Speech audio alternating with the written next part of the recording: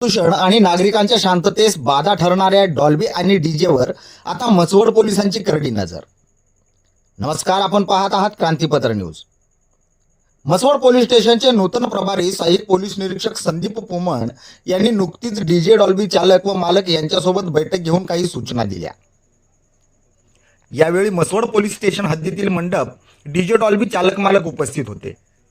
शासनाने प्रमाणित केलेल्या मर्यादेबाहेरच्या डेसिबलमध्ये साऊंड वाजल्यास तात्काळ सामान जप्त करून चालक मालक यांच्यावर गुन्हा दाखल करण्यात येणार असल्याचे श्री पोमण यांनी सांगितले. तसेच कोणताही कार्यक्रम असल्यास पोलीस स्टेशनची रीतसर परवानगी घेणे बंधनकारक असून शासनाने घालून दिलेल्या निर्देशांचे पालन न केल्यास संबंधितांवर कडक कारवाईचे संकेत यावेळी संदीप पोमण यांनी दिले. तसेच रात्री 10 नंतर साऊंड सिस्टीमचा वापर करणाऱ्यांवर कठोर कारवाई केली जाईल असेही त्यांनी यावेळी स्पष्ट केले.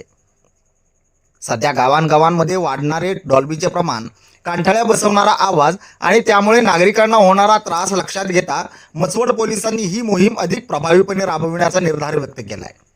पोलिसांच्या या निर्णयामुळे सर्वसामान्य नागरिकात समाधान व्यक्त होत असून नियम मोडणाऱ्यांमध्ये मात्र भीतीचे वातावरण निर्माण झाले आहे. ध्वनी प्रदूषणामुळे विद्यार्थी, ज्येष्ठ नागरिक, रुग्ण तसेच सर्वसामान्य नागरिकांना मोठा त्रास सहन करावा लागत आहे. त्यामुळे पोलिसांनी घेतलेली ही भूमिका स्वागतार्ह असल्याच्या प्रतिक्रिया नागरिकांकडून व्यक्त होत आहेत.